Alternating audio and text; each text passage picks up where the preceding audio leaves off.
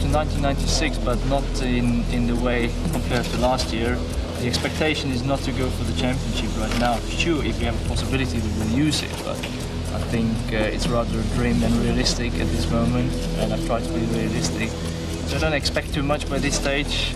Let's see where we are. I don't think we at pace in this moment, in particular reliability, should give us some trouble because we were very late with the car.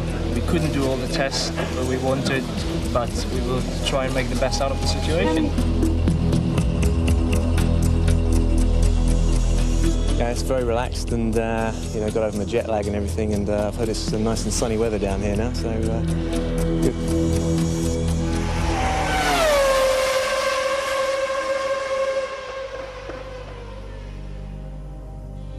It's for us a new challenge, a new road, a new page, very important, determinant for the future of Ferrari, of the team, of the Formula One team. Of course, we will give them all the support they need. We always say that it's not having Michael in the team next year, that we just think now it's no more problem because he is the best driver, so he will win. We know we need to give to both our drivers a very good car.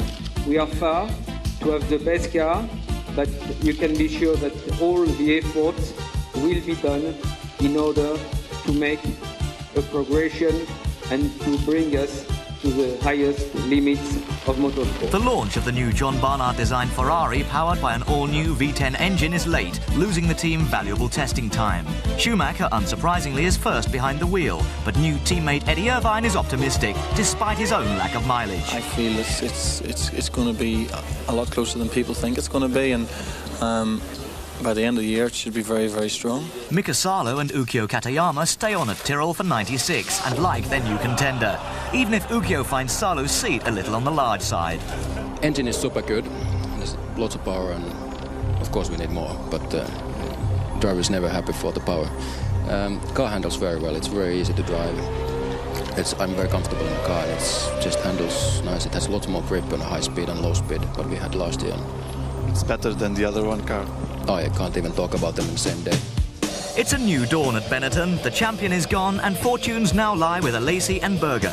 To mark the occasion, Benetton put on what is probably the most spectacular launch presentation in Formula One history, with guests including FIA President Max Mosley and French film star Gérard Depardieu, joining huge crowds in the streets of Taormina in Sicily.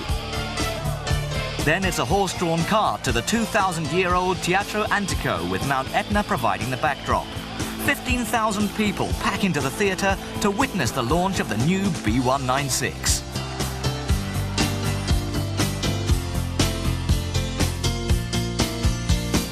A move to the reigning champion team gives Berger and Alesi their best chance yet for a shot at the title. 5 years with Ferrari was fantastic for me because it's a very good experience. But now I join the team who is a world champion, and that is very exciting for me because I know I will do and I will be able to do very good results. I think I could use the experience from last year to make myself a stronger competitor for 96. Many fans will certainly be hoping so after 2 seasons where Damon has been in with a very realistic chance of taking the title, only to see his hopes fade. Pit stop strategy is top of the list of improvements required if Damon is going to capitalise on his title favourite status for 96. But the champion-elect is cautious. You don't think Michael Schumacher can win the championship? They don't think so on the street in Germany. Well, I think maybe they should expect the championship this year to be very close. I think between Ferraris and Benettons, Williams, and we still haven't seen what McLaren have to offer. Don't you think it's time for you now? Well, you know, if it was just a matter of being shared around, then maybe it's my turn, but it's not like that. You have to win the championship. Also in Germany on the street, the people have a lot of sympathy now for you because they have seen 2 years now that you're a very good sportsman. Okay, well, hello to the people on the street in Germany. The team chooses a worldwide satellite broadcast from the Estoril pits to launch the new Williams Renault FW18 and welcome Hill's new teammate, reigning IndyCar champion Jaques Villeneuve. Well aware of the last driver to cross the Atlantic's problems, Michael Andretti, Williams have made sure that the young French-Canadian has had plenty of testing miles to give him the best possible chance. He's confident. We've done a lot of miles to get ready, so I'm ready. But there's still a few things I have to learn in the race side of it. And then personally, I have confidence in myself. That's the only reason I'm racing. So in my head, I believe that I can win. But but that's not the same thing once you get on the racetrack, because everybody believes you can win. So you just have to go out there and fight as much as you can. And one thing I know is that we're going to be fighting with the quickest guys. Winning is that you can't know, but fighting, that I know. There are a number of detailed regulation changes to the cars for 1996 aimed at improving safety and reducing speeds. First off are the low aerodynamic deflectors in front of the rear wheels. These are now banned. Cockpits are now both wider and longer, with raised sides to increase drivers' head protection. Inside, there's now a wraparound head restraint designed to prevent side impact head injuries. Front wing end plates come under scrutiny in an attempt to avoid punctures caused by contact with sharp edges. Now they must be wider, with blunter profiles. Similarly, 95 McLaren-style pointed noses are out, in favour of a more blunted, rounded form. There's a new starting procedure too. Once all cars are in position and stationary, 5 red lights come on at 1 second intervals. They automatically cancel anywhere between 1 and 9 seconds later to signify the start of the race. A full red illumination signifies an aborted or delayed start, as well as to stop the race. The new Sauber may be shrouded in secrecy, but Johnny Herbert's switch from Benetton is not. I think Benetton always made it a bit more difficult. For me, not Michael himself. They always worked very hard with Michael, and then I was just there to drive the second car. But here they seem to want to try and get both drivers to do a similar sort of job. And I think for Sauber as a team, trying to get into the big teams, they have to then work very hard with everybody. Everybody has to work, and it has to be a package to actually make that next jump. So hopefully that will happen this year. Johnny joins Heinz-Harald Frentzen at the wheel of the all-new Sauber Ford C15. And it will be interesting to see who outperforms who. Heinz-Harald, remember, is touted as being quicker than Herbert's 95 partner, Schumacher. Coulthard joins Hakkinen at McLaren, the new MP411 powered by Mercedes as before. Alain Prost is called upon for the initial shakedown runs, Ron Dennis preferring experience to youth and aggression in the early stages. Well, I haven't been out with the new car yet. I'm still waiting to Alain to finish his program with the car, and I will go out later on today. But the excitement is very high. Alain Prost still knows how to push though, and sets the benchmark for the still not fully fit but happily fully recovered Finn following that horrendous qualifying accident in Australia at the end of last year. When he does finally get his turn, he sends ripples throughout Formula One. Mika's back and blindingly quick straight away. David Coulthard is impressed with his new mount at Estoril too.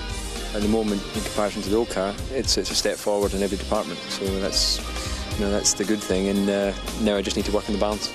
Yeah, it's nice to drive again. If we remember '94, we've made a lot of points at the beginning of the season because the others were still in a problem. So the car was very early. So I think we have a chance of doing a lot of points and maybe the podium soon. Quite soon. Jordan are indeed the first to launch an all-new 96 spec car and have very high expectations for the season ahead. Joining Rubens is Martin Brundle.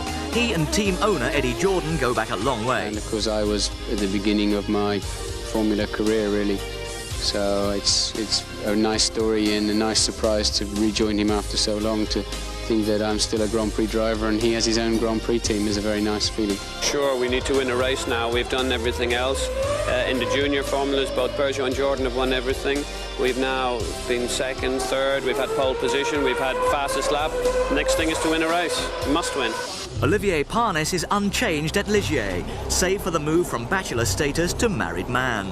The new JS43 is powered, as in '95, by the formidable Mugen Hondas, enjoys technical support from Benetton and TWR, and despite the loss of a number of key technical staff over the winter, cannot be underestimated. Panis is joined by former 40 driver Pedro Diniz, the unrated Brazilian bringing additional funds. After 11 years in Adelaide, the Australian Grand Prix moves to the colourful city of Melbourne in 1996 and at the same time becomes the first rather than the last round of the championship.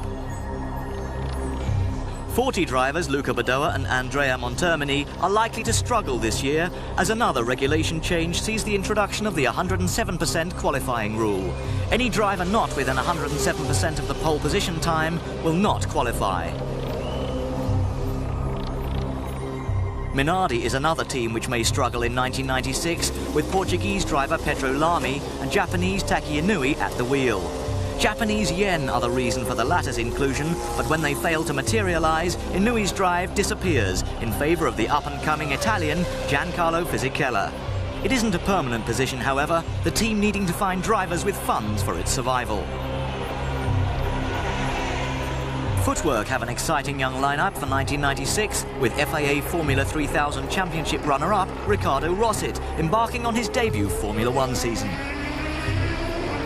All the superstars are here and it's good to be together with them. Jackie Oliver has also plumped for widely rated Dutch talent Jos Verstappen, the former partner of Michael Schumacher at Benetton, back after only 5 races last year.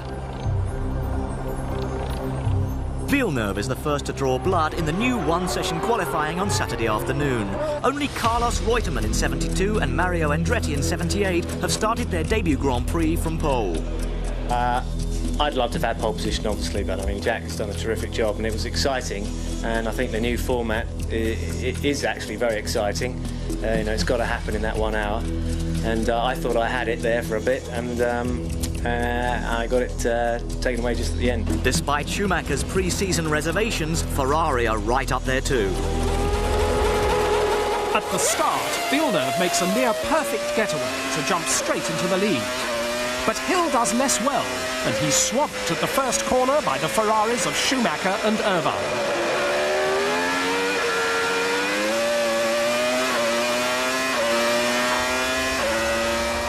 Further round, Coulthard brakes to avoid Panis and veers towards Herbert. Brundle has nowhere to go. Incredibly, Brundle clambers out unhurt. The replay shows that Martin is more than just lucky.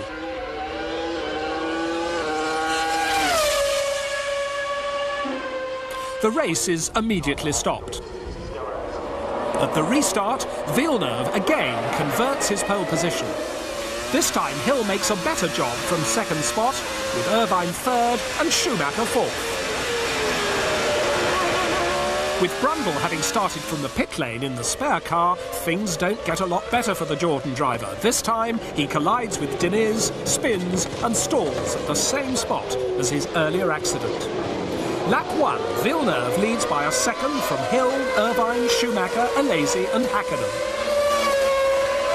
Lap 2, Schumacher slips inside Irvine for third. Lap 9, Alesi attempts a move on Irvine and spins as the two cars collide. The Frenchman will limp back to the pits and retirement. Lap 20, and Schumacher makes his first stop. It takes 12.9 seconds and drops him to fourth place. 2 laps later, Irvine promotes his new teammate back up to third as he makes his first stop. 11.7 seconds, he resumes fifth behind Hakkinen. Lap 24, Berger drops from 6th to 7th with his first stop, but regains the place when Barrichello comes in on the next lap.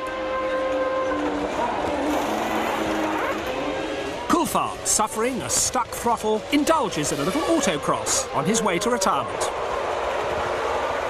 Lap 30, Villeneuve makes his one and only stop.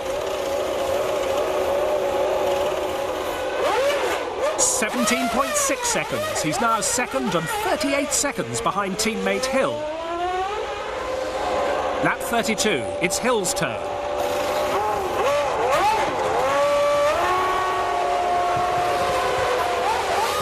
18.5 seconds, the Englishman retains his lead, but it's brief.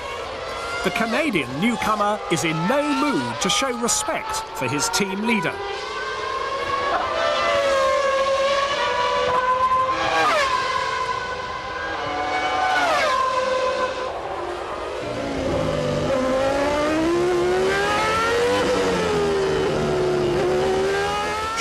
meanwhile, has a braking problem, which will lead to his retirement a lap later.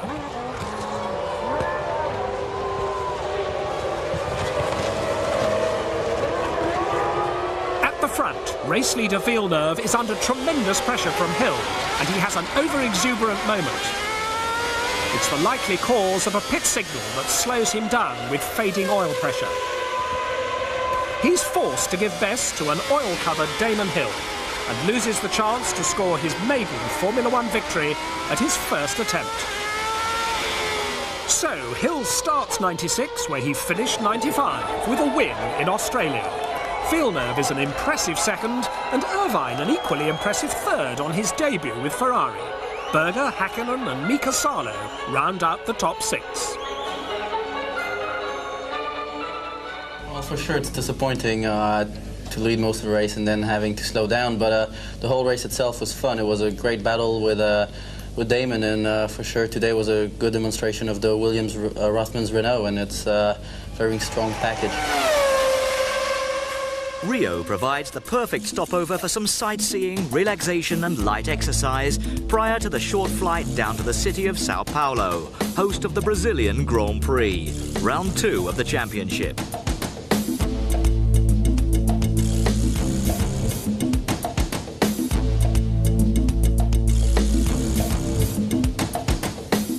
Damon Hill doesn't just dominate qualifying, he obliterates the entire field with a time nearly a full second faster than second-placed and impressive in his own right Rubens Barrichello here at his home circuit.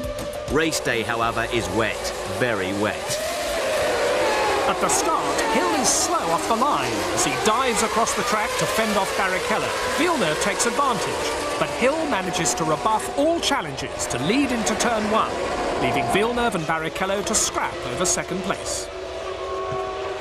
By the end of the lap, Hill's lead is 2.7 seconds, with Villeneuve second, a lazy third, Barrichello fourth, Schumacher fifth and Brundle sixth. Pedro Lami's Minardi nudges Katayama's Tyrrell into a spin. Lap 7, Barrichello makes his move on Alesi and briefly takes third.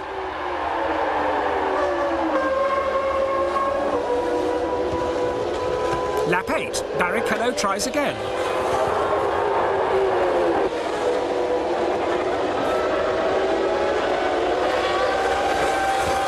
Lap 11, he's at it again, climbing all over the Benetton, but somehow the Frenchman resists, as Schumacher gets even closer in the Ferrari.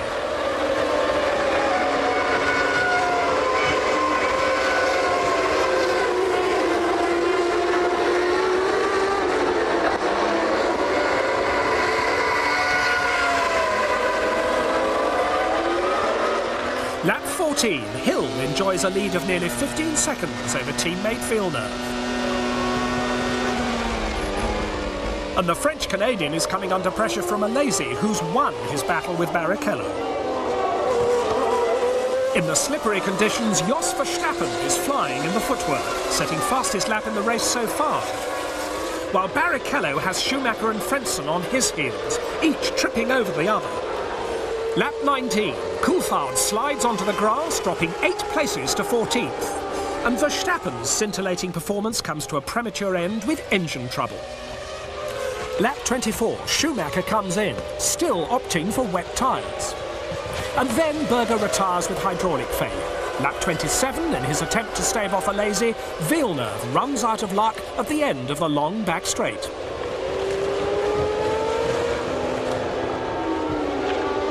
Then Alesi runs wide on lap 32, losing second to Barrichello. The local hero then drops from second to fourth on lap 34 as he makes his first stop. Damon Hill's Williams, Alesi's Benetton and Salo's Tyrrell are ahead. With the track drying and the need for refuelling imminent, Williams takes the decision to go on to slicks for Hill's single stop. The Williams rejoins, now in second place, behind Jean Alesi in the Benetton. Schumacher, now fifth, makes a second stop, and he too opts for slick tyres. He rejoins ninth. Alesi then hands back the lead to Hill as he stops for fuel and slicks. The Benetton rejoins second, 25 seconds behind the Williams. 1 lap later, Barrichello is back in the pits for slicks, dropping down to 4th behind Schumacher. Salo and Hakkinen have stopped too, while Hill leads at the front. Lap 60, Barrichello outbrakes Schumacher at turn 1 and takes 3rd, only to be immediately repassed by the champion. Moments later, it's all over for the local favourite at the end of the back straight. Lap 62. Hill leads, having now lapped Schumacher's Ferrari. The German perhaps wonders why he left Benetton at the end of last season, particularly when that car is now second in the hands of Alesi. Hill duly takes his 15th Grand Prix victory from Alesi, the only other car on the same lap. It's Argentina next, so what price a hat-trick for Damon? I'm looking forward to Argentina. I think it's going to be fun. Just 1 week after the soaking in Brazil, the city of Buenos Aires plays host to the Formula One circus on a sunny Easter weekend.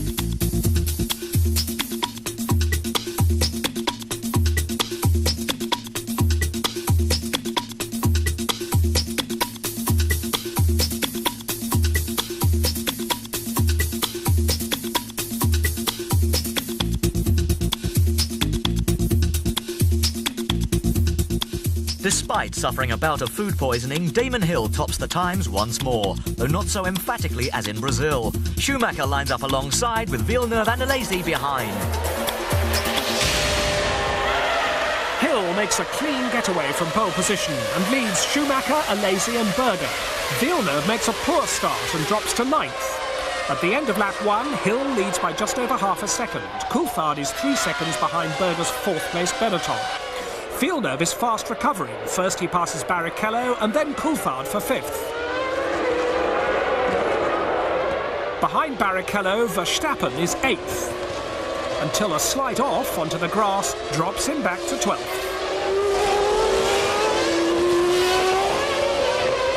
Lap 19, Hakkinen retires his McLaren Mercedes with a throttle problem. Schumacher is running a 3-stop strategy and makes his first stop on lap 21. He's in the pits for 7.1 seconds, dropping back to 4th place, behind Berger, Alesi and Damon Hill at the front of the field.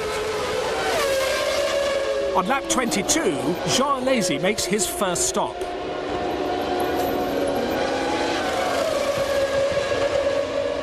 6.8 seconds isn't enough to get him out in front of Schumacher, and the Benetton slips back to 4th. Lap 24, Hill comes in, as does Berger's 2nd place Benetton.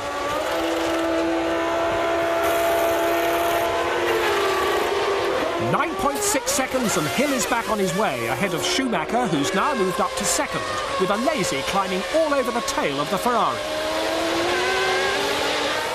Further down the field, Luca Badoer's 40 is pitched into a spectacular roll after colliding with the Ligier of Pedro Diniz. The Italian crawls out unhurt, but it's enough to bring out the safety car, and the field forms up behind it. After Diniz's pit stop, the Ligier's fuel is pouring from a stuck valve with dire results. The Brazilian escapes with nothing more than a minor burn to the hand. The safety car is now on extended duty, with the field headed by Hill's Williams, Schumacher's Ferrari and Alesi's Benetton. On lap 32, the safety car comes in and Hill leaps into an immediate 1 second lead ahead of Schumacher, Alesi, Berger, Villeneuve and Coulthard. Lap 40, Schumacher makes his 2nd stop in a time of 12.4 seconds and resumes 8th. Lap 44, Alesi pits, 8.2 seconds, but he stalls the engine. This drops him to 8th. And he's going to be stuck behind Schumacher once more.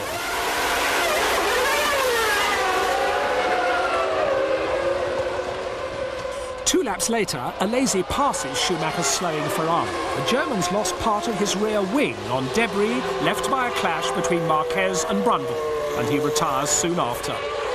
Lap 49, Villeneuve makes his second stop, having worked up from that appalling start to be lying second. Just under 8 seconds, but he loses a place to Berger's Benetton. Hill, having made his final stop on lap 51, resumes with his lead still intact. On lap 56, Berger heads for the pits for a third time, unscheduled and with a suspected deflating rear tyre. The Austrian rejoins briefly, but a rear torsion bar is broken, and soon he's walking home. This promotes Villeneuve back into second place, and a charging Jean Alesi into third. But the gap is too big for the Frenchman to make a serious challenge. At 72 laps, it's a seemingly easy win for Damon Hill. Villeneuve is second, Alesi third, Barrichello's Jordan comes home fourth, with Irvine fifth and Jos Verstappen sixth. It's 3 out of 3 for Damon Hill, the perfect start to 1996. To him, and he receives the trophy from Zulmit Menem, the daughter of President Carlos Menem, the president of Argentina. Surely Damon must feel optimistic about his title prospects now. Well, I've got a good chance, but I really think you have to consider that, you know, the points can disappear very quickly. You only need one DNF and suddenly 10 points disappears, and there's still a lot of races left. But I'm off to a good start. I have to keep the pressure on and keep doing these results. Round 4 brings the teams back to Europe, with the European Grand Prix once again being held in the Eifel Mountains at the infamous Nürburgring circuit. Schumacher territory.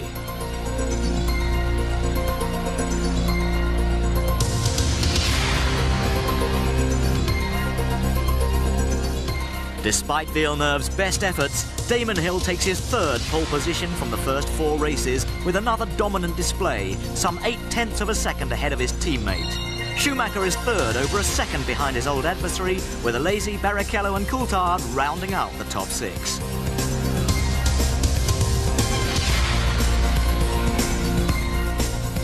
At the start, Hill bogs down and gets swamped from both sides. Villeneuve leads and Coulthard nips into second after a blistering getaway.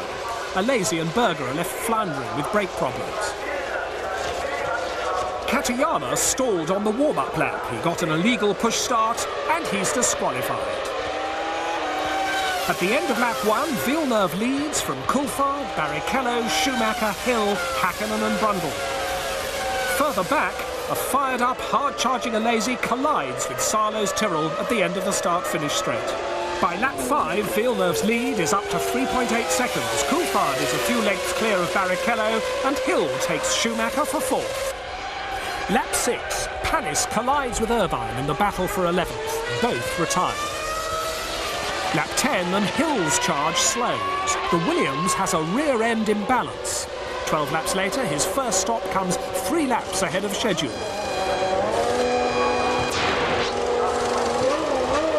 A 21-second stop allows Patrick Head the chance to check the rear end of the Williams before giving the all clear.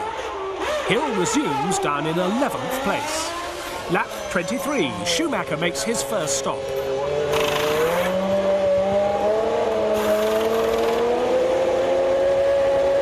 It's 7.7 seconds and drops into 5th. Lap 24, Barrichello and Coulthard stop.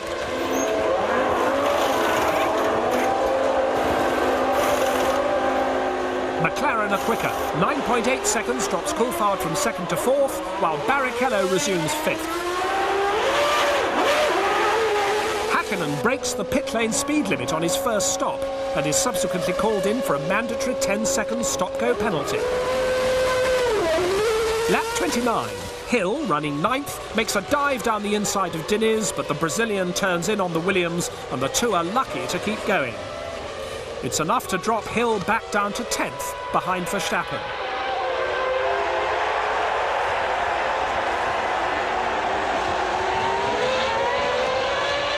Lap 36. Schumacher is just 1 second behind Villeneuve, with Coulthard 3rd, Barrichello 4th, Frentzen 5th, Hakkinen 6th, Brundle 7th, and Hill now up to 8th.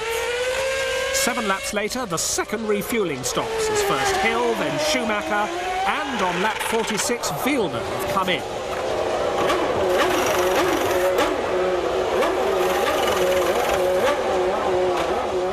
.3 seconds.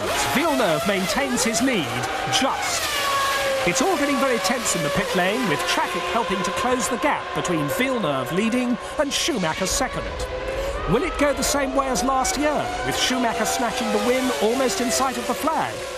It's just as tight behind, with Coulthard third and Hill fourth. Lap 57, dicing with Salo's Tyrrell, Frentzen spins under braking for the first corner, and both drop down the order 2 places. With 8 laps remaining, Villeneuve is still leading. Schumacher is pushing for a win from second place. Further back, Coulthard still hangs on to third, Hill is fourth. Lap 62, 6 to go. 5 to go. Lap 64, 4 to go, 3 to go. Lap 66, Coulthard and Hill, 1 to go. Villeneuve hangs on and wins by 7/10 of a second. Half a minute further back, it's Coulthard who hangs on to third from Hill and the 2 Jordans of Barrichello and Brundle. You know, this is one race. It feels great, but you know, as of tomorrow, it will be far away because we'll have to think about the next race. But for sure, it's a great feeling. After the start of the season we had, it's great to get one in. Jordan Grand Prix are in the ascendancy, with Eddie Jordan unable to hide his relief at having landed a major new sponsor in Benson & Hedges. In Melbourne, Eddie Irvine makes it 3 times that Schumacher has ever been out-qualified by a teammate. The others were Piquet again in Australia in '91 and Herbert at Spa in 1995. 40 team drivers Luca Badoa and Andrea Montermini become first to suffer under the new 107% rule, as both, not unexpectedly, struggle, then fail to qualify in Melbourne. Damon Hill equals Father Graham's tally of 14 wins in Australia. With his first victory of '96, he secures another unique record too. And do you know who the last person was to have won 2 Grand Prix in the same country consecutively? I'm a bit of a train spotter, really, aren't I? Brazilian Tasso Marquez replaces Fisichella at Minardi for both Brazil and Argentina, but the Italian is back at Nürburgring. Tom Walkinshaw swaps colours between Australia and Brazil, waving goodbye to Ligier in a surprise move. He takes control at Jackie Oliver's footwork team. The early season races saw an unprecedented number of spins, be it wet or dry, front runners or tail enders. The 1996 regulations certainly seem to have reduced the levels of grip available. And particularly in qualifying and free practice sessions, fans have been treated to some extraordinary antics.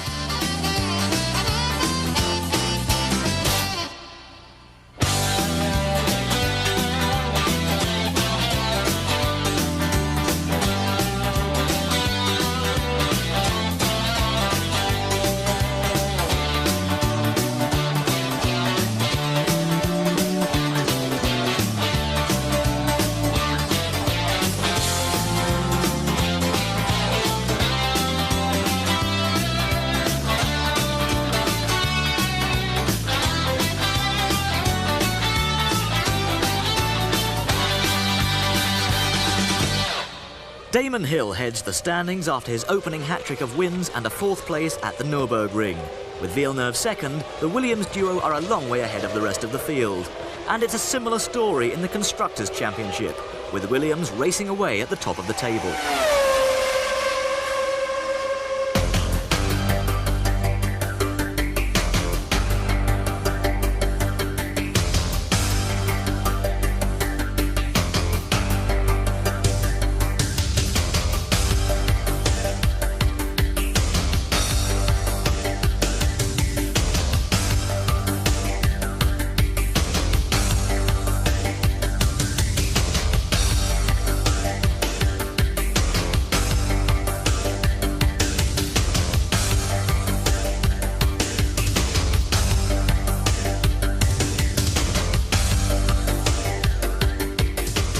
Imola and Ferrari are synonymous. Add reigning world champion Michael Schumacher to the equation, and the Tifosi expect.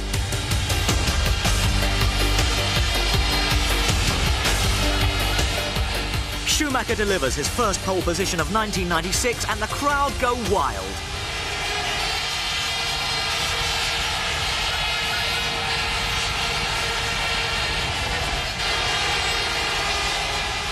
With Hill alongside on the front row, the race might prove a little more tricky.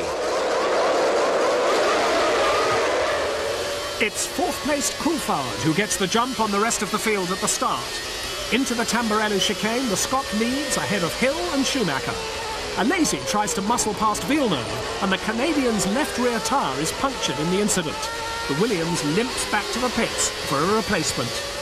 At the end of lap 1, Coulthard leads from Hill and Schumacher. Salo is up to 4th, Berger 5th, and Barrichello 6th as the leading trio pull away. Under braking for Tamburello, Schumacher slips past the second-place Williams of Hill. Lap 2, having displaced Salo's Tyrrell, Berger closes on Hill. Lap 3, a gap is opening between the leading duo of Coulthard and Schumacher and the third-placed Williams.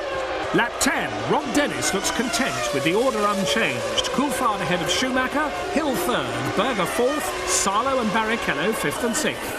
On lap 18, it's Alesi who comes in first for a long stop of 19.4 seconds. Unhappy with the car's balance, the team also changed the steering wheel. It costs the Benetton 7 places, and then a 10-second penalty for speeding in the pit lane.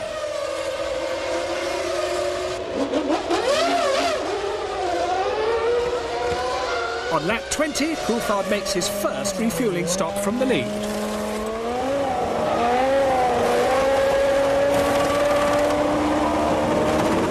He's there for 8.2 seconds and resumes in 6th place.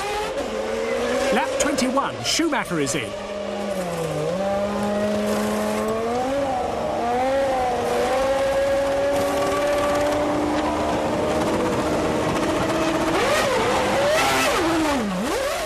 .5 seconds, he rejoins ahead of Coulthard's McLaren. But behind Damon Hill, the new leader, Berger's Benetton, and Mika Salo's Tyrrell, which subsequently retires in a cloud of smoke after a Yamaha engine failure. Lap 25, Berger makes his first planned stop.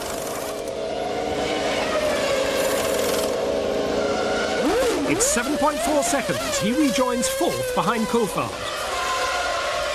Not until lap 30 does Hill come in for his first stop.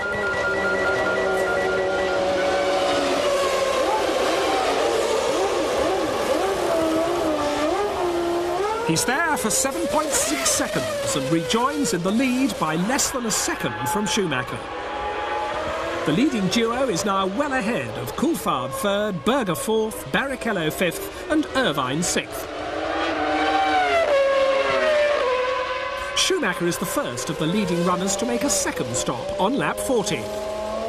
He's stationary for 11.7 seconds before resuming in 2nd place. 1 lap later, Coulthard makes his second stop.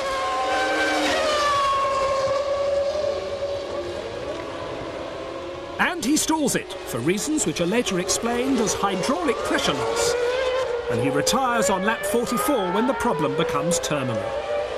Following his earlier incident with Villeneuve on lap 1, Alesi is at it again, this time with Panis, and this time being the one to come off worse.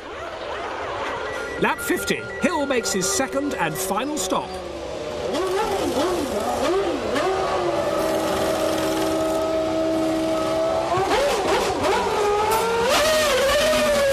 Lap 57, and Villeneuve, having carved his way back from last place, is robbed of the final championship point with suspension failure.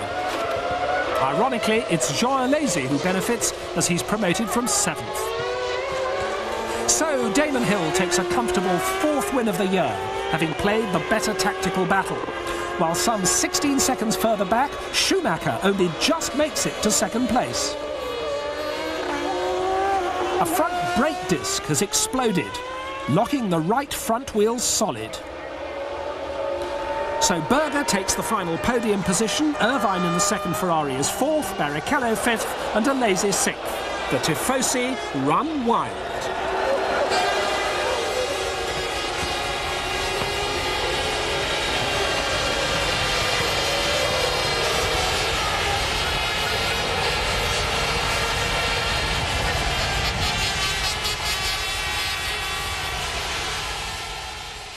Very pleased about winning here because I had a hiccup in Germany, but I'm now back on winning form again. And the tactics in the race were perfect, and I had a very good strategy, and thanks to the Williams team for working that well, and the pit stops were brilliant too.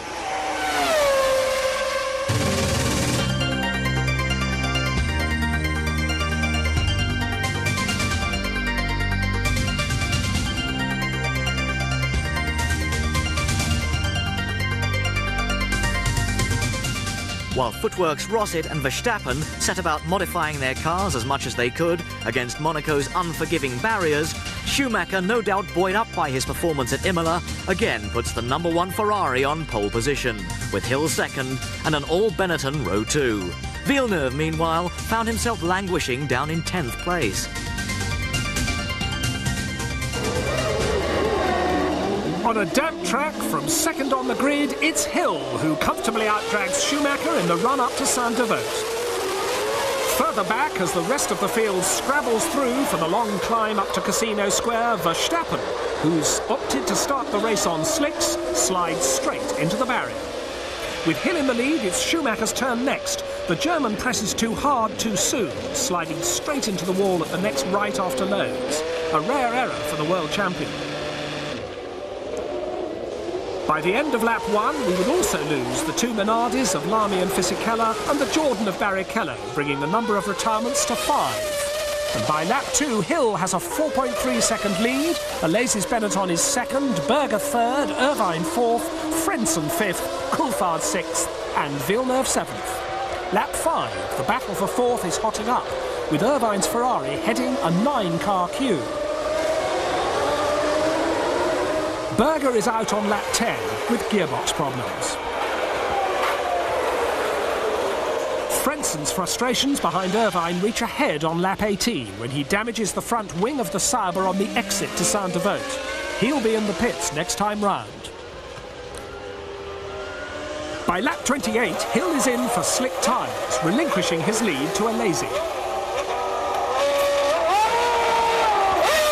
Irvine then heads to the pits in the sole remaining Ferrari. He's now on to slicks too. Panis in the Ligier effectively follows Irvine in. And on lap 29, Coulthard's McLaren stops. The Scotsman has borrowed Schumacher's spare helmet for this race. He resumes behind the flying Panis, who is now up to 4th, having started 14th on the grid. Hill retakes the lead on lap 30, repassing Alesi on the run-up to Casino Square.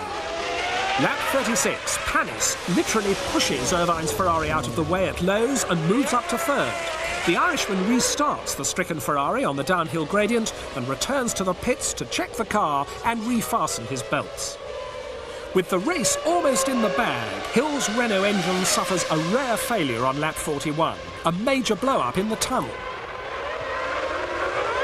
It's heartache for the Englishman, it's joy for Benetton. Alesi now has a substantial lead.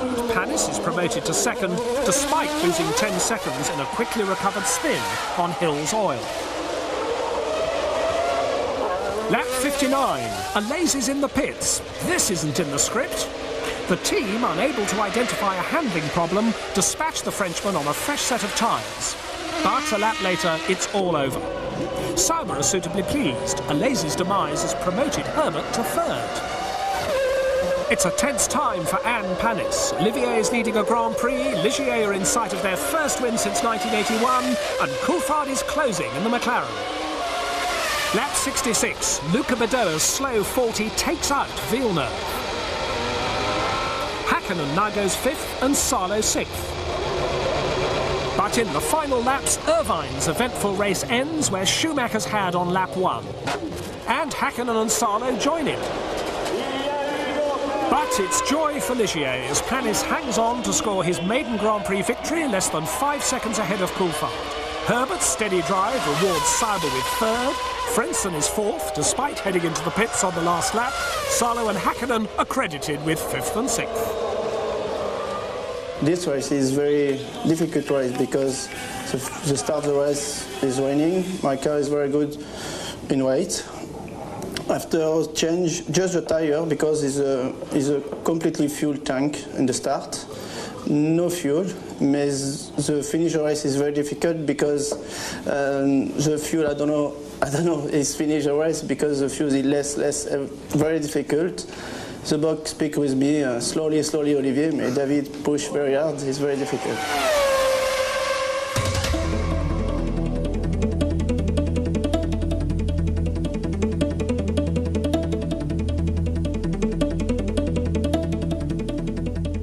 Hill puts an end to Schumacher's two-race run of pole positions in Barcelona, while Villeneuve is back on form after a lacklustre performance on his first visit to Monaco. The top 6 places are shared by just 3 teams, and, as in Melbourne and at the Nürburgring, both 40s failed to qualify.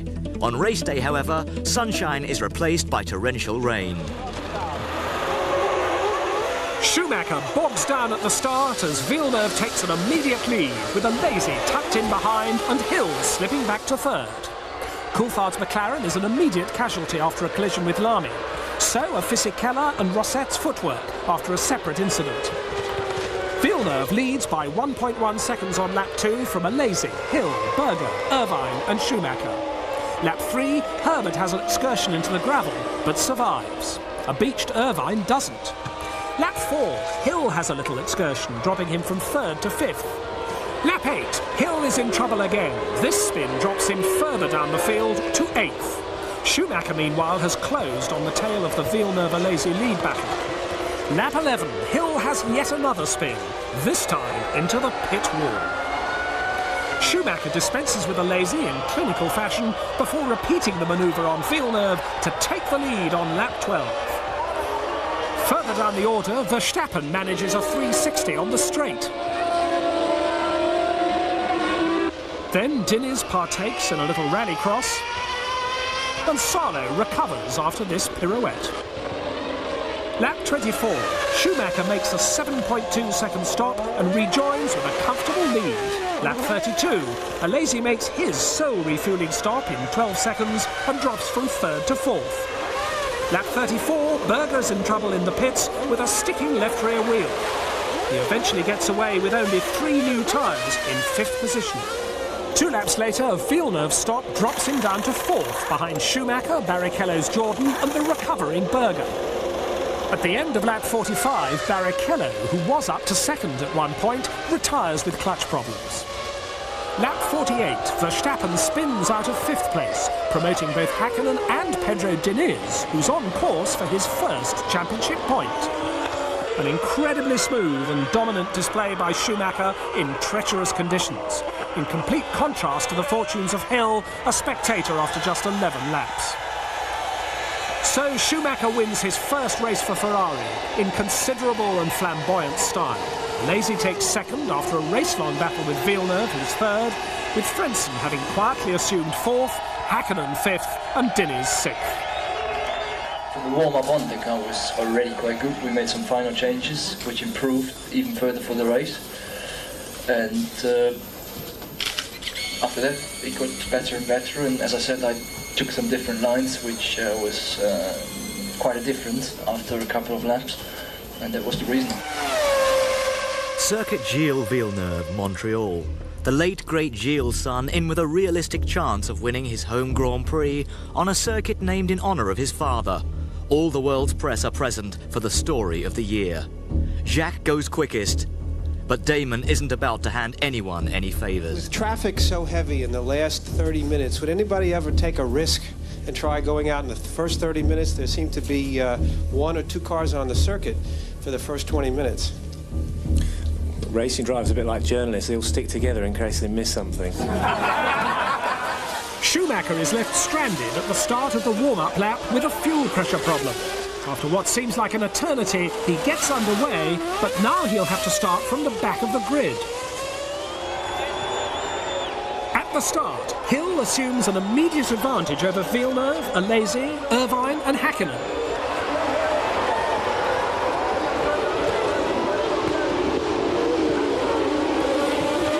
Lap 2, and Ferrari's woes are doubled as Irvine slows to a crawl with a broken front pushrod. Lap 5, Berger slips past Häkkinen into 4th. While out of sight, Hill leads from Villeneuve and Alesi. Next lap, Häkkinen Hakkinen slips back another place, this time to Brundle. At the end of lap 7, Katayama and Rosset collide heavily at the pit's chicane. Both are eliminated on the spot. Lap 20, Hill has an 8.9 second advantage over Villeneuve, with a lazy third from Berger, Brundle and Barrichello. Schumacher is a long way back in 12th place and struggling.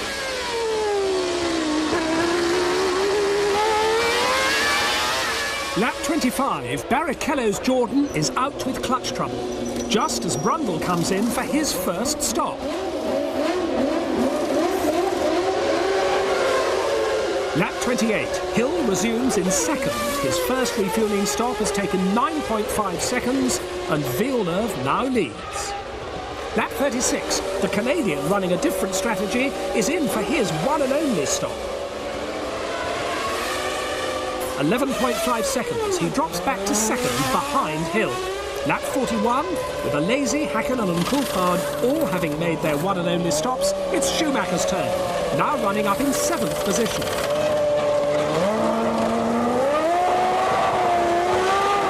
As he leaves the pits, the Ferrari sheds its left rear drive shaft, and the German is left to tour back into retirement. Gerhard Berger offers no excuses for spinning out of 4th place on lap 43. He blames himself for overdriving in his efforts to catch teammate Alesi. Lap 49, Hill leads Villeneuve by over half a minute, but this is the stop that everyone's been waiting for. 8.6 seconds. Hill maintains his lead, but the gap is down to just 13 seconds over the hard-charging French-Canadian, as Villeneuve sets a string of fastest laps to close the gap. But despite Villeneuve's best efforts and the support of his home crowd, Hill takes his 18th career win by just over 4 seconds. Last year's winner, Alesi, is third. The strategies were pretty good both. It depended what happened on the start, and it depended as well what would happen with the back markers. I said before the start of the race that the most important thing for me to do here was to finish and score points, but I also said the best way to score points was to score 10, and I've done that, so I'm very, very pleased. The 40 team unveiled new colours in Spain. Gone is the yellow and in is Irish green, in deference to new sponsor Shannon. Following the track invasion after the San Marino Grand Prix, the FIA slap a $1 million fine on the organisers. Damon Hill has extended his lead in the drivers' standings as Parnes moves in at 6, following his unexpected but no less deserved victory in Monaco. Jordan and Tyrrell slip out of the top 6 in the Constructors' Championship as Ligier and Sauber move in at 5th and 6th.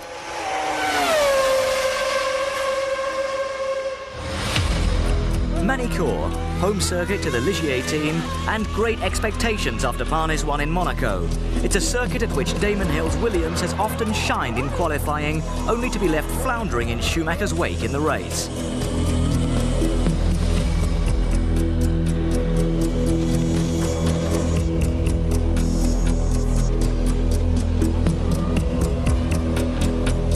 Incident-filled practice, Jaques Villeneuve is lucky to emerge unscathed after this massive off on the exit of the flat-out Estoril.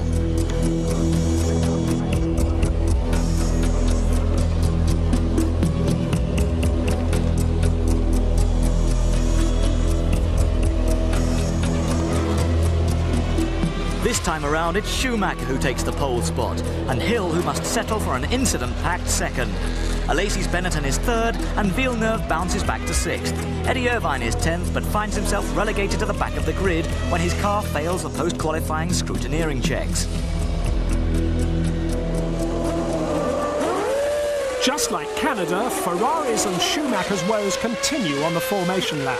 This time a massive plume of smoke from the V10 ends the champions' race before it even starts. There's disbelief at Ferrari. At the start, Hill, with a clear track in front, makes a clean getaway. By the end of the first lap, he leads from Alesi, Hakkinen, Villeneuve, Berger, Brundle, Coulthard, Barrichello and Parnes. By the end of lap 2, Irvine has carved his way from last to 16th, but a gearbox hydraulics failure ends his race on lap 5. It's a half day at Ferrari. Lap 11. Jos Verstappen plunges into the gravel trap at Estoril corner with front suspension failure.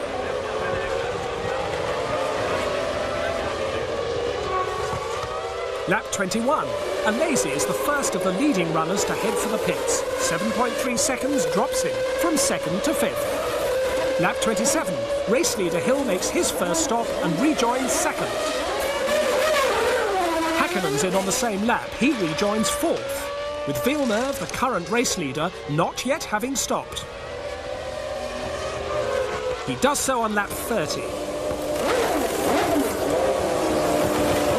Hill is promoted into the lead again and Alesi to second. Villeneuve rejoins third, with Häkkänen in fourth, having lost bottom and second gears. Lap 36, halfway, Villeneuve outbrakes Alesi into the Adelaide hairpin to snatch back second place. Further back, both McLarens are struggling as first Häkkänen loses out to Berger, then Coulthard to Panis.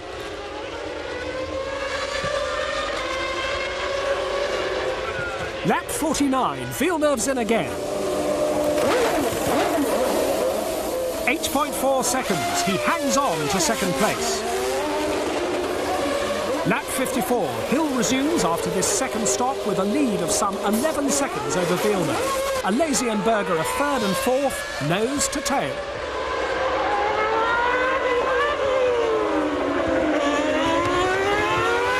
And that's the way it stays to the flag. Hill recording his 19th career win, one less than Schumacher.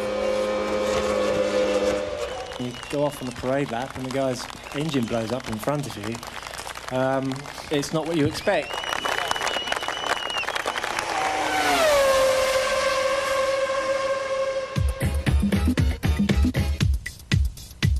Having been pipped to the post in qualifying and the race in Montreal, Jaques Villeneuve is out for revenge at Silverstone.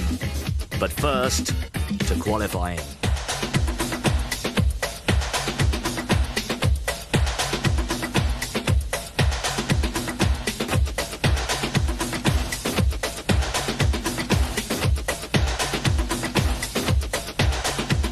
Advantage Hill. Häkkänen's fourth in the seemingly improving McLaren, Schumacher's third but nearly a second off pole and 7/10 behind Villeneuve.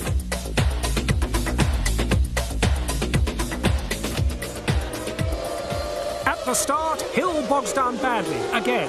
Villeneuve capitalises and Alesi makes a flyer from the third row. It's Villeneuve from Alesi, Häkkänen, Schumacher and Hill is fifth. Lap 3, Schumacher's Ferrari is heading for a third successive early retirement with a major leak in the hydraulic system. Irvine compounds Ferrari woes on lap 5. Lap 9, Deniz's Ligier spins at Stowe. Katayama takes avoiding action and Mika Salo moves up the order 2 places. By lap 10, the race order is pretty static. Villeneuve is pulling away from Alesi, Hill is frustrated by Häkkänen in third place, Barrichello is fifth and Berger sixth. Lap 23, race leader Villeneuve in for his first of 2.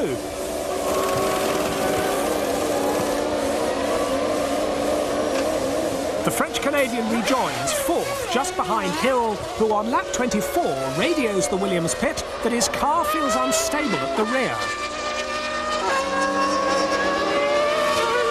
3 laps later, under braking for Copse, he's out.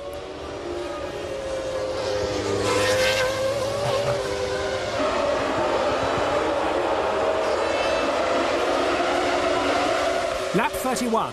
Alesi heads for his stop, allowing Villeneuve to resume the lead from Häkkänen, who's already stopped, and Berger third. Lap 33. Alesi and Berger swap places on the track as Berger makes his one stop. Lap 41, Villeneuve makes his second and final stop. He retains first place, but Alesi has reduced his lead from 35 to just over 9 seconds. 3 laps later, Häkkänen comes in for his final stop, but Alesi is in too, retiring with rear wheel bearing failure. Thus, Berger moves up to second, and Häkkänen rejoins third. And that's the way it stays at the front, as Villeneuve collects his second win of the season, exacting some revenge for the result in Montreal. Berger comes second, Häkkänen third, Barrichello, Coulthard and Brundle round up the top 6. The first win, we had a few good results, but we're most of the time second behind Damon. So, you know, we really wanted to put one on him. Boris Becker is on hand to lend moral support at Schumacher's second home Grand Prix of the season. Hill, however, is in the familiar pole spot. Giovanni Lavaggi, having his first outing of 1996 in the Minardi, finds himself enjoying a baptism of fire, so to speak, during practice. Blissfully unaware of the impending doom until the bitter end, he will do well to emulate the publicity he received after this. Hill is joined on the front row by the similarly powered Berger, enjoying his best qualifying performance of the season. Schumacher cannot manage better than third, despite the home advantage. Mika Häkkinen, John Alesi and Jaques Villeneuve fill the remainder of the first 3 rows.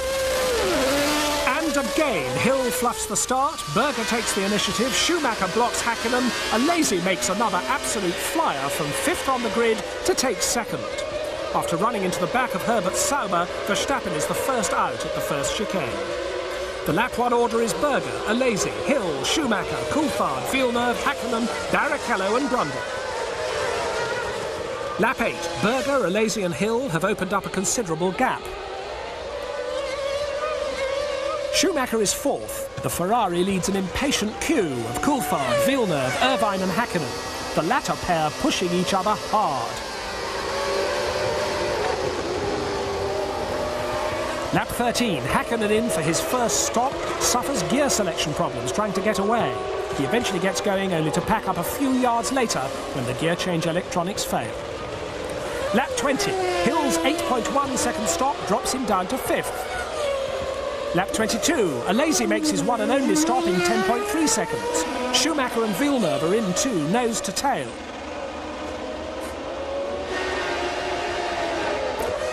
They leave even closer. It's to no avail for Schumacher, however. Villeneuve quickly taking 5th place from the German. Lap 23, race leader Berger is in, handing the lead to Hill now with Alesi 2nd. The Williams posts a succession of fastest laps as Hill tries to create the gap necessary for his 2nd stop to come. And it comes on lap 34.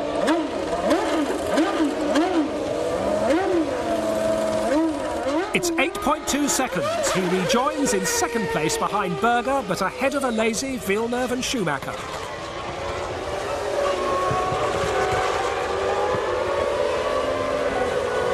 Lap 35, Irvine's 6th consecutive retirement, this one down to a gearbox oil leak. Lap 43, this is the battle for the lead. But exit Gerhard Berger with a major engine failure. Hill is in front. Attention now switches to the 4th and 5th battle of Schumacher and Coulthard. After 45 laps, Hill takes his 20th Grand Prix win, equaling the tally of Schumacher. Alesi is 2nd and Villeneuve 3rd, completing an all-Renault powered podium. Schumacher does manage to hold off Coulthard by just 0.6 of a second. Rubens Barrichello's Jordan Peugeot completes the top 6. I made not a very good start, and from then on it was going to be quite difficult, but I had a good race with Jean and also later in the race with Gerhard. And of course I was looking for an opportunity to pass, but he was going to make it very difficult. But I heard his engine make a bad noise coming out of the first chicane, and I knew he had a problem. It was either him or me. I wasn't really sure, and so I was rather pleased to see it was his engine and not mine when he pulled out. So bad luck to Gerhard, but a terrific result for myself. I've never won in Germany before, and I'd forgotten about the fact that it was my 20th victory, so there's a lot to celebrate today. Home from home for Schumacher once more. With no top drivers of their own, the Hungarians are joined by many German fans for whom this Grand Prix is only a short hop over the border in support of the current champion. Eddie Irvine takes an impressive 4th ahead of the 2 Benettons in the Saturday afternoon qualifying session. But the real battle is for pole. The leading 3 runners nearly 1.5 seconds clear of the number 2 Ferrari. Ultimately, it's Villeneuve who draws the short straw and Schumacher who takes the prized possession. but not without a fight from Hill. The first three are split by little over a tenth of a second. Schumacher makes the best of it from pole as Hill makes a slow start. He drops to fourth, Villeneuve is second, and Alesi pushes his way up to third, the leading group clear of a congested midfield. Turn 2, Salo and Diniz collide, swiping Verstappen in the process. The Tyrrell and Ligier are out on the spot. At the end of lap 1, Schumacher leads. Villeneuve is second from Alesi, Hill, Irvine, Berger and Hakkinen.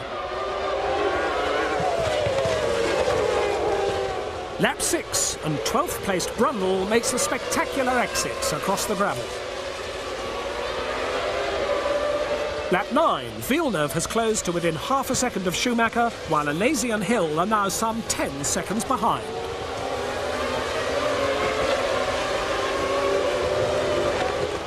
Lap 19, Schumacher makes his first stop, dropping from first to fifth, and is stationary for 8 seconds.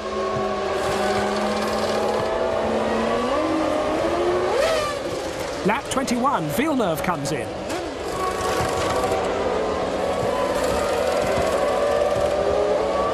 He rejoins third, behind Hill second and Alesi leading. Lap 22 and Alesi is in. He drops down to seventh. Hill takes over the lead from Villeneuve, Berger and Schumacher. Lap 24, exit Coulthard with an engine seizure as a result of a failed water pump drive. Lap 25, Hill comes in for a 7-second stop. He will rejoin third behind Villeneuve in the lead and Schumacher second. Lap 32, Irvine makes his now customary exit. Not for the first time, it's gearbox related. Lap 39, Schumacher makes his second stop in 6.9 seconds. Lap 40, it's Villeneuve's turn in an identical 6.9 seconds. He retains the lead when Hill follows in the very next lap, resuming his challenge from third. In the third round of stops, Villeneuve survives a problematic 15-second stop and gets out still leading, with Schumacher second and Hill third. Alesi is currently fifth, but moves up a place at the expense of Berger, who suffers a second engine failure in as many races. Lap 71, Schumacher's Ferrari runs into terminal throttle and electrical problems. By this time, Hill has the wick turned right up. He's demolishing Villeneuve's advantage, but he can't get past on this notoriously difficult circuit. Villeneuve takes the win, his third of the season, and the first Williams 1-2 which he's headed. Alesi finishes third from Hakkinen. Yeah, I'm very happy because, first of all, for the championship, we had to beat Damon while he was still on the racetrack, so it's a good feeling to do that. And this is not the type of track that I normally enjoy, so being competitive here, makes me really happy. The team did a great job all weekend, and we were right away from the pace. Williams win the Constructors' Championship in Hungary. Now that it's mathematically impossible for them to be caught, the battle is now for runner-up. Villeneuve has narrowed Hill's championship lead slightly, whilst Hakkinen is making inroads into the lower order, moving up to fifth. Williams and Benetton will have to look for new engine suppliers as Renault announced their withdrawal from F1 at the end of 1997. 3 token laps at Silverstone, none at Hockenheim. 40 are out of Formula 1. Giovanni Lavaggi replaces Giancarlo Fisichella in the Minardi until the end of the season. It's the best way to start the season is to be in the front, and that's for sure. Williams Renault was a strong car, and it showed today. The 2 cars are quick. With 3 wins under his belt already and a solid-looking second place in the championship, with a potential and mathematical chance to go one better, that first ever run in a Williams F1 car 12 months previously must seem a long time ago. It's actually fun to drive, much more nimble than an Indy car, so it's nice. Yeah, they're actually easy to use. It always seemed like the limit can be further, but we checked on the graphs and we were braking as late, if not later, than Damon. So I think it's going well with the brakes. No, not really. Mostly in the backets, or what is it called? Just in the last one. There's a little bit steep drop, but that's about it. It feels good. No, neck is great. Yeah, it's actually easier on the neck than the IndyCar because the steering is lighter. Just okay. Yeah. Bye. Il veut parler avec Adrian. Frank. With just 4 races to go, the pressure is mounting on Damon Hill to seal his first championship win. And my aim, of course, is to close the championship rather than open it, and I'll be doing everything I can this weekend to secure a victory. Villeneuve, however, will fight to the very end and carries the momentum of his win in Hungary into qualifying to take pole by over 0.4 of a second. Hill cannot respond, with rain intervening 20 minutes before the end of the session. Schumacher third is lucky to emerge very sore, but otherwise unscathed from this accident in free practice.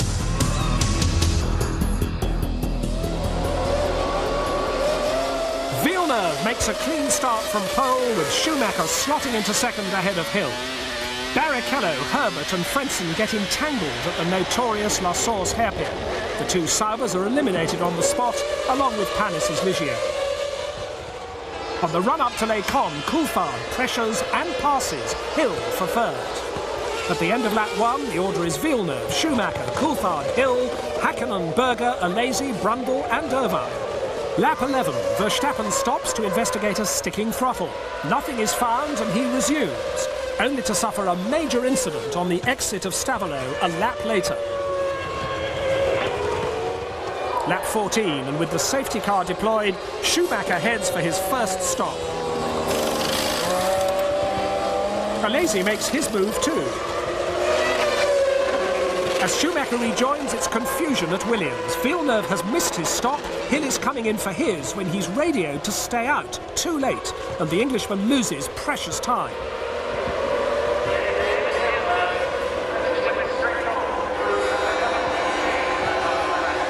Villeneuve does come in at the end of lap 15, followed by Berger's Benetton. Meanwhile, it's the 2 McLarens of Coulthard and Hakkinen leading the field behind the safety car. Hill finally gets to make his stop at the end of lap 16 and drops right back to 13th in the queue. The safety car comes in and Coulthard grabs an immediate advantage over Hakkinen from Schumacher and Villeneuve. Berger then spins, trying to pass Irvine, and drops back to 14th. It's the start of a superb comeback drive from the Austrian. When the McLarens make their stops, Schumacher is handed the lead, Villeneuve is second, and Hill is stuck in 9th behind Brundle. When he does get by, he closes on Sarlo's Tyrrell easily. The 3rd consecutive gearbox failure for Irvine sees him retire from a lowly 13th. The battle of wits at the front, unsurprisingly, comes down in Schumacher's favour. He takes his 21st Grand Prix win, with Villeneuve second, Hakkinen in 3rd place, and then a long way back, Alesi, Hill and Berger.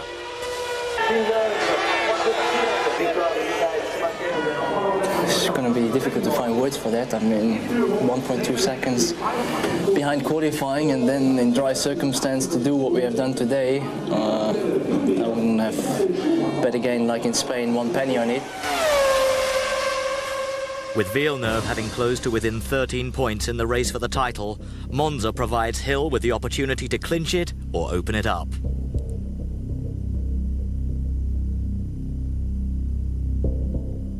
Another pole position is as good a place as any to start. Villeneuve, though, never seems that far away.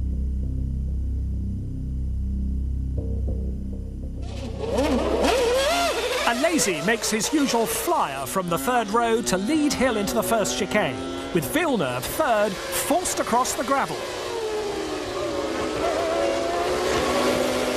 Into the 2nd Lesmo, Hill muscles his way back in front, but Alesi hasn't finished, fighting back at the Variante Ascari.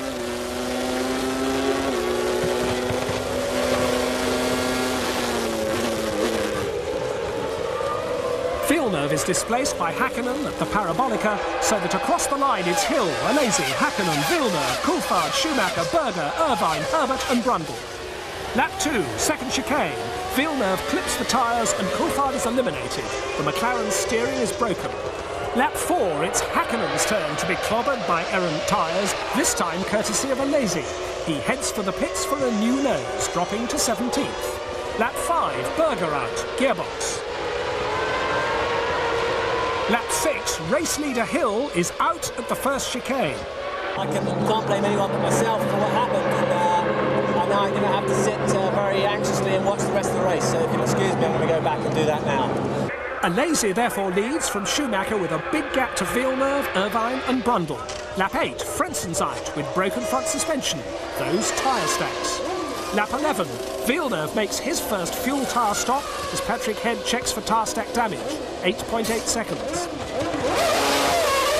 Lap 24, Irvine's fine run in third comes to an end, another victim of the tyre stacks and broken front suspension.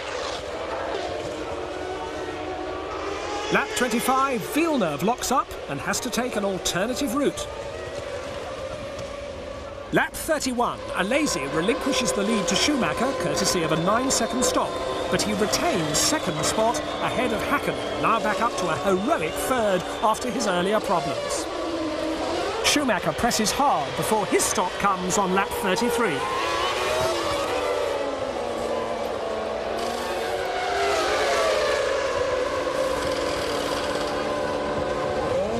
It's 8.8 seconds. He resumes with his lead intact, some 15 lengths clear of Alesi.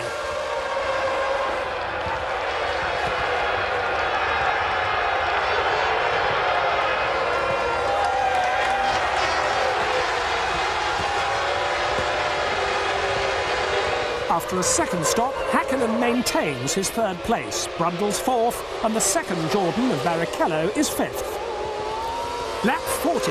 Schumacher displays a lapse in concentration, survives where others before were not so lucky, and heads for his third win with Ferrari. Never have seen so many emotions, so many people enjoying themselves. It's fantastic. You can only see that in Italy. Just said before, I think we should allow everywhere the people to come in front of the podium to let them celebrate with us. But as they celebrate, it's only possible in Italy.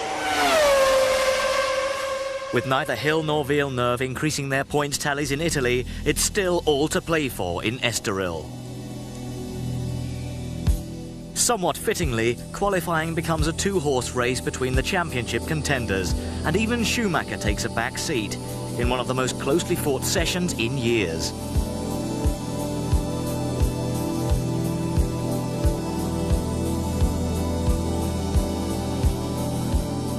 Hill takes pole by the smallest of margins. For a few minutes it was, I won't tell you the words I was saying in my helmet, but it was a tough moment, and when it's so close, it's frustrating. It's Villeneuve's turn to make a poor getaway as Hill takes an immediate lead from Alesi and Schumacher.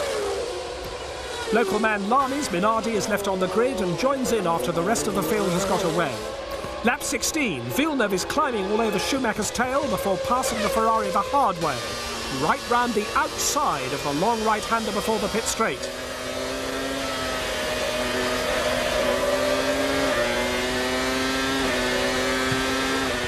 That gives him third, and there's nothing Schumacher can do to respond.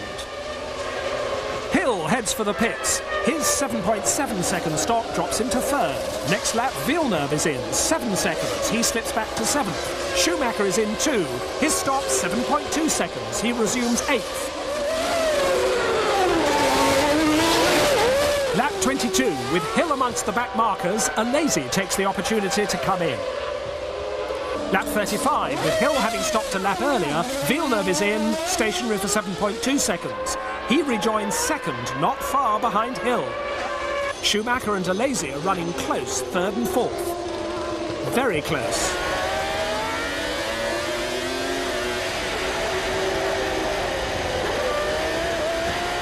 Until on lap 44 they make their second and third respective fuel stops.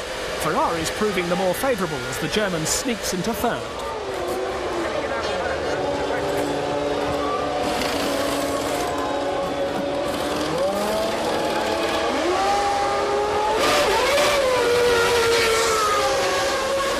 Next lap, Coulthard Coulthard is in for his second stop and rejoins, only for teammate Häkkinen to ram him from behind midway around the next lap. The incident necessitates them both returning to the pits, Häkkinen for a new nose section and Coulthard to replace a punctured tyre. Lap 50, it's Villeneuve's turn once more, but with a quicker stop from the Williams crew, he gets back into the race just ahead of Hill. Schumacher back in third and a lazy fourth continue their raging battle, ahead of Irvine fifth and Berger sixth, enjoying a similar tussle.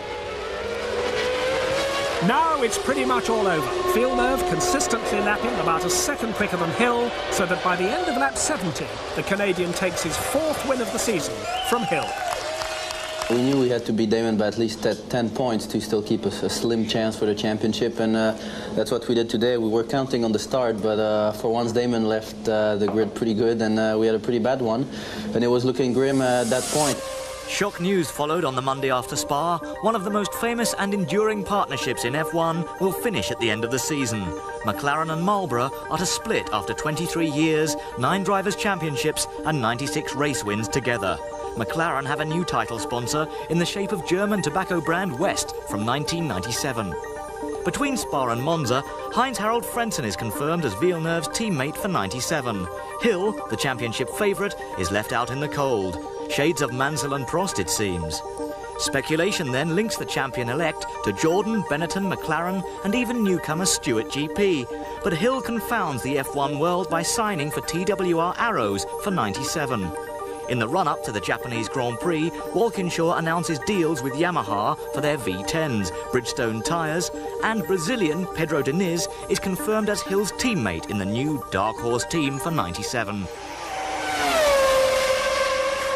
Damon Hill is awarded the Moët & Chandon Silver Trophy on the eve of the most important weekend in the 1996 Grand Prix calendar. This is the 18th occasion that the championship has gone down to the wire, to the last race since its inception in 1950.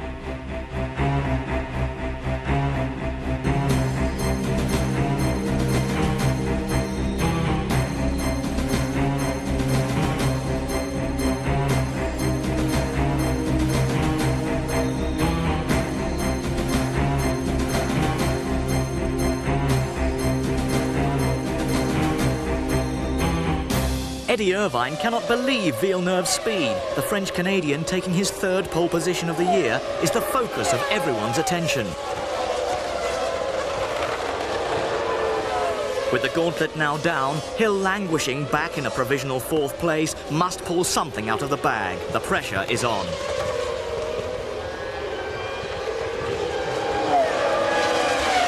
It was always going to be close, but I was confident that I had a car that could do it, and I just wanted to make sure that I didn't end up, giving myself problems up until the last minute. I'm quite happy to do that, to save it up till the end. They're talking again. Pay attention, boys. You might learn something. Senna and Mansell employed a similar muttering tactic on Prost after the 1990 Portuguese Grand Prix. Despite notably good qualifying performances from Irvine and Häkkinen, there really is only one focus of attention at Suzuka. Villeneuve with everything to gain, Hill with everything to lose, and a whole catalogue of nightmare scenarios on which to reflect.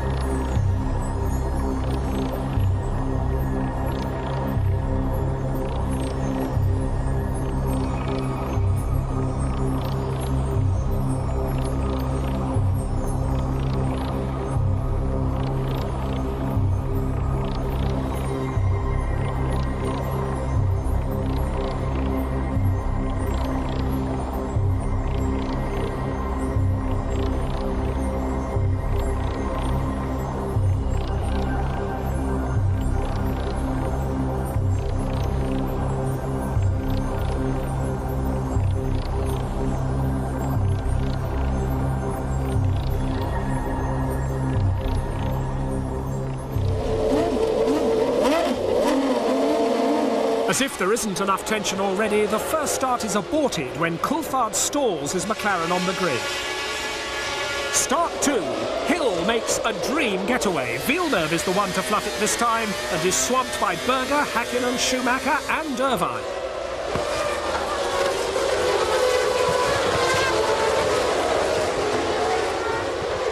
Turn 1. Exit a lazy stage right. Lap 4, Berger heads for the pits on a new nose after this. By lap 10, Hill's advantage is 4.2 seconds, with Häkkinen, Schumacher, Irvine and Villeneuve in tight formation behind. At the end of lap 12, Villeneuve dispenses with Irvine, closes on Schumacher, then makes his first stop, and immediately sails past Berger on his return. Lap 32, Schumacher, Häkkinen and Villeneuve are in the pits for their second stops. Schumacher retains second, Häkkinen retains third, Villeneuve drops to fifth behind Berger, who's back up the order once more, but out of step in the pit stops. Lap 34, Hill's looking good for the championship at the front as he makes his second stop. He retains the lead with a margin of just over a second on Schumacher. Häkkinen still third, Berger fourth, Villeneuve fifth and Brundle sixth. A couple of laps later, Villeneuve's rear wheel overtakes him and the Williams is pitched off the track. The battle for the title is over. Whatever happens now, Damon Hill is world champion. Reactions are mixed in the Williams pit. I'm shaking. At the front, Hill can now concentrate on the race and enjoy it. Lap 40, Berger, after his second fuel stop, closes on Irvine and runs into the Ferrari at the chicane. Irvine's out, Berger continues, but underneath lies a bigger battle, Benetton or Ferrari for runner-up in the Constructors' Championship. The odds favour Ferrari with Berger's delay. Schumacher's still holding on to second ahead of a charging Häkkinen, who would surely pull away if only he could pass. So Damon Hill finally seals the win in Japan and takes the championship in style. Schumacher holds off Häkkinen for second place, thus taking second in the Constructors' Championship for Ferrari, at the expense of Benetton, where Berger only managed an eventful fourth, Brundle is fifth, and Frentzen completes the top six. Michael Schumacher's reign as champion is over. After 699 days at the top, Hill's is just beginning, and the celebrations too.